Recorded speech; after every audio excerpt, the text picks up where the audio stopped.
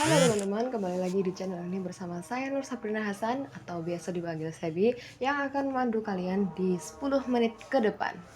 Oke, di video kali ini kita akan membahas salah satu bangunan yang terbengkalai di Kota Kediri yang sudah sekitar 10 tahun lebih tidak digunakan. Dan di video kali ini saya akan menjelaskan mengenai proposal bisnis mengenai bangunan terbengkalai tersebut untuk revitalisasi menjadi bangunan yang serbaguna, yakni Aluna Hotel and Hall. Sebelumnya saya sempat hunting di bangunan kali ini. Bagi kalian yang mau nonton videonya, ini dia videonya.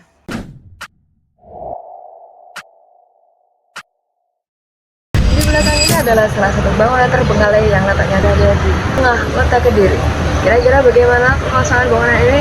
Tonton video ini sampai akhir and let's check it out.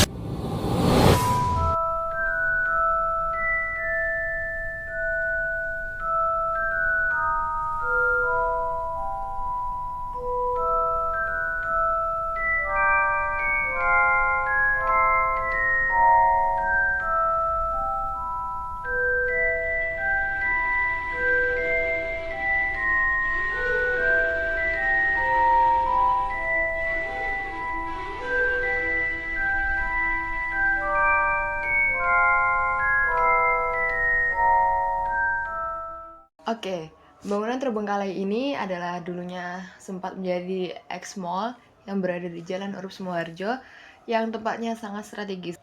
Tempat ini tidak jauh, yakni 4 km dari UIN Syekh Wasil Kota Kediri dan juga 3,5 km dari Pondok Pesantren Dalurboyo. Jadi teman-teman, pemilik mall ini dulunya adalah sekeluarga yang sedang berlibur di luar. Dan kemudian ketika perjalanan pulang mengalami kecelakaan yang menewaskan seluruh anggota keluarga tersebut. Sejak saat itu pemilik toko yang ada di beberapa Doho Square tersebut mengalami bangkrut dan tidak melanjutkan kontraknya yang ada di Doho Square tersebut. Dan menurut data yang pernah saya lihat di TikTok atau di web juga, bangunan tersebut sudah terbengkalai sejak 2015. Dengan terbengkalainya bangunan ini, tentu menjadi bangunan yang sangat berpotensi untuk membangun sesuatu yang besar. Sesuatu yang besar ini saya memiliki pemikiran untuk membangun Aluna Hotel and Hall. Jadi di sini hotel ini dibuat dengan pemandangan yang sangat indah, dengan seberang sana yang ada sungai dan jembatan, dan seberang sana yang juga ada Masjid Agung, dan seberangnya juga ada Doho Plaza. Bangunan ini berpotensi sangat besar untuk memenuhi kebutuhan wisatawan, seperti para mahasiswa yang mungkin habis wisuda, kemudian mungkin mengalami kecapean, dan bisa dilarikan ke hotel kita. Dan hotel kita juga tidak jauh dari stasiun, mungkin sekitar 5 km. Adapun tujuan dari revitalisasi bangunan tersebut adalah yang pertama, menghidupkan aset properti yang sudah terbengkalai selama 10 tahun yang lalu. Yang kedua, menjadi venue utama kegiatan lokal, yakni seperti acara gathering, wisuda, dan juga rapat-rapat lainnya. Yang ketiga, mengisi kebutuhan akomodasi dan juga mengurangi pengangguran yang ada di Kota Kediri yang mana nantinya akan membuka lowongan kerja. Selanjutnya, analisis pasar.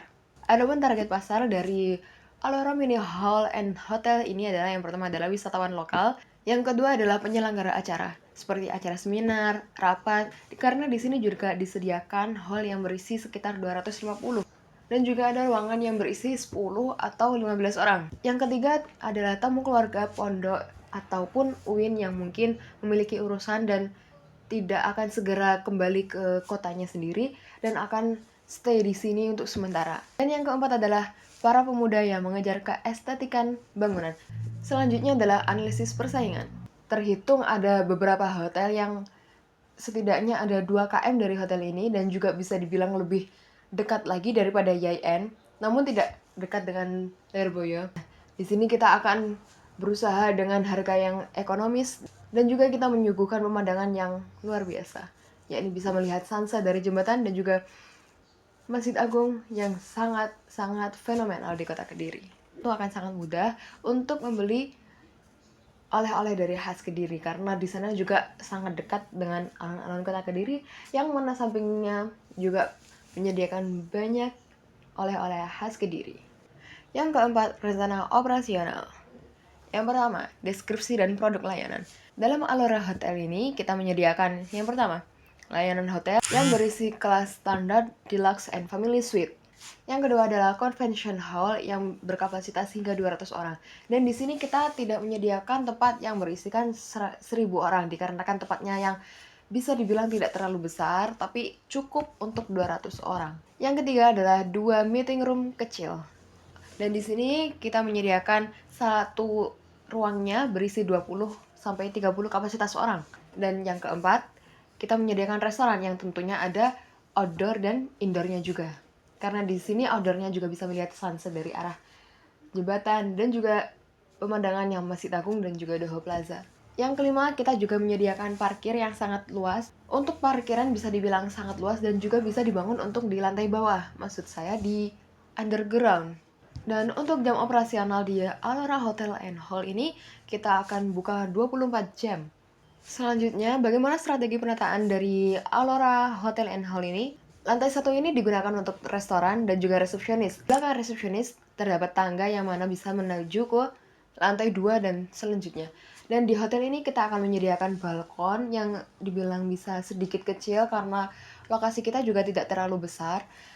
Yang mana bisa nantinya diharapkan bisa untuk ruangan outdoor dan juga indoor. Kemudian kita juga berencana untuk membuat tulisan welcome yang berada di outdoor di luar dengan bahan kaca dan hiasan dari lampu.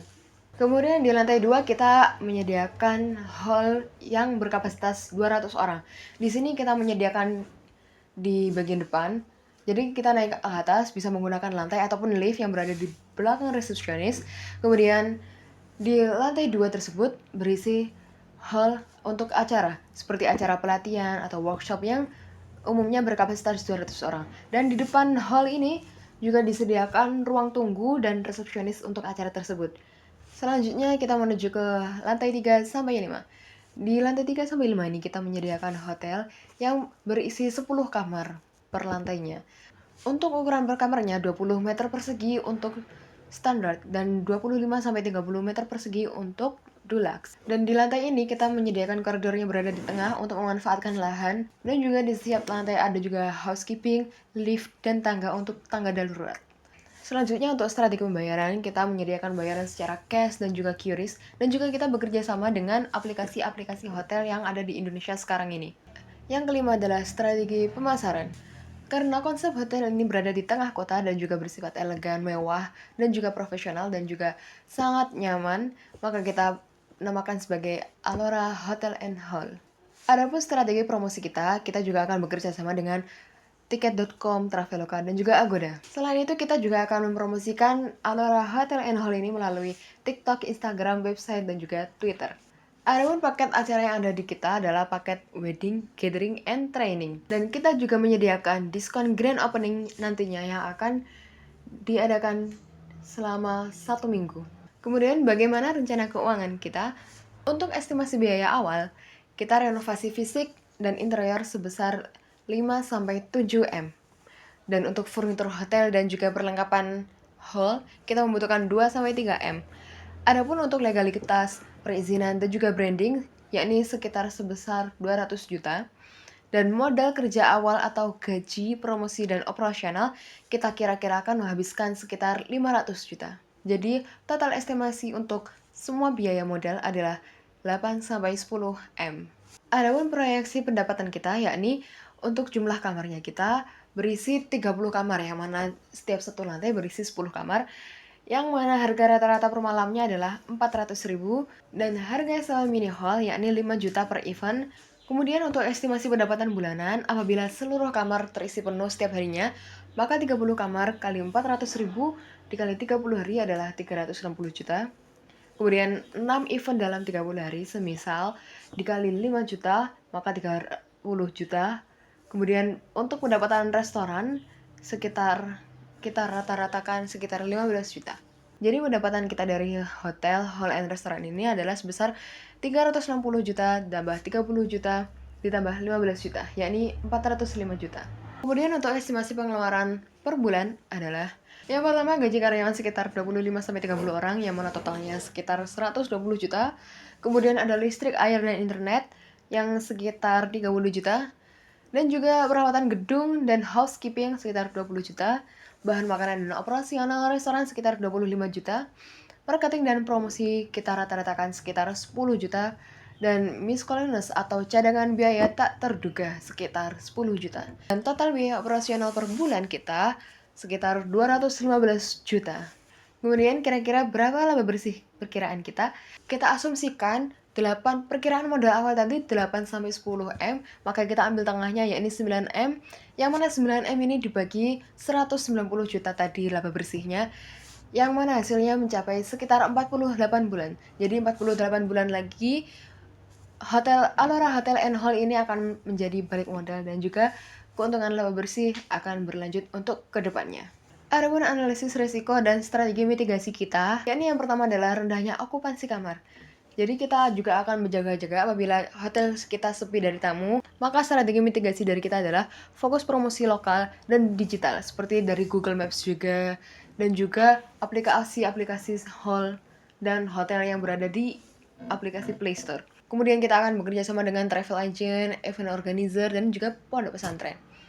Kemudian kita juga akan membuat paket bundling kamar untuk event dan juga makanan. Untuk resiko yang kedua, persaingan dengan hotel lain. Maksudnya hotel bisa menurunkan harga pasar. Oleh karena itu, kita memiliki strategi mitigasi seperti fokus pada pelayanan unggul dan keunikan desain. Kita juga akan menawarkan konsep yang tidak dimiliki pesaing seperti hall serbaguna, akses mudah, pemandangan yang sangat indah, dan juga dekat dengan wisata religi yakni Masjid Agung Kota Kediri. Kemudian analisis resiko yang ketiga adalah biaya operasional yang membengkak. Di sini maksudnya adalah bisa jadi karena inflasi atau listrik mahal ataupun manajemen kita yang buruk. Maka kita memiliki strategi mitigasi yakni menggunakan sistem manajemen efisien atau software hotel, dan juga kita akan mengaudit bulanan untuk pengeluaran kita. Dan juga yang terakhir kita juga akan melatih staf kita untuk efisiensi operasional. Yang keempat, analisis risiko kita adalah kurangnya tenaga kerja yang terlatih, terutama di bidang hospitality. Nah, oleh karena itu kita mempunyai strategi mitigasi yakni merekrut lokal dan memberi pelatihan intensif sebelum soft opening. Dan juga kerjasama dengan SMK pariwisata atau kampus terdekat. Kemudian analisis yang kelima adalah kegagalan konstruksi dan juga renovasi. Proyek ini bisa jadi molor ataupun over budget. Oleh karena itu, kita memiliki strategi mitigasi seperti menggunakan kontraktor yang berpengalaman dan juga kontrak yang jelas. Analisis risiko yang enam adalah kejadian di luar dugaan seperti adanya bencana dan pandemi yang bisa menghentikan operasional sementara. Oleh karena itu, kita menyediakan strategi mitigasi, menyiapkan SOP darurat, dan juga asuransikan aset dan juga bangunan. Dan juga kita diversifikasi sumber pendapatan seperti makanan online dan juga event hybrid. Kemudian analisis yang terakhir adalah image buruk karena sejarah gedung yang lama. Mungkin karena adanya isu kecelakaan sekeluarga yang ini, maka mempengaruhi kepercayaan para customer. Oleh karena itu kita akan melakukan strategi mitigasi seperti melakukan rebranding total seperti nama baru, tampilan baru, dan juga kita akan menyelenggarakan acara pembukaan meriah dengan tokoh masyarakat. Dan juga kita akan memfokuskan narasi membangkitkan aset kota yang mana akan menjunjung tinggi bangunan ini. Sekian video dari saya. Revitalisasi ini tidak hanya menghidupkan kembali bangunan yang sudah tidak terpakai, namun juga menjadi katalisator pertumbuhan pariwisata, bisnis, aktivitas, dan komunitas di Kota Kediri. Dengan manajemen yang tepat, proyek ini berpotensi menjadi salah satu bisnis properti yang paling menguntungkan dan menjanjikan di area tersebut. Sekian video dari saya. Jangan lupa like, comment, dan share. Dan juga untuk investor yang mempunyai ketertarikan di ide saya, silahkan tulis di kolom komentar. Dan juga terima kasih teman-teman yang sudah menonton video ini. Terima kasih dan sampai jumpa.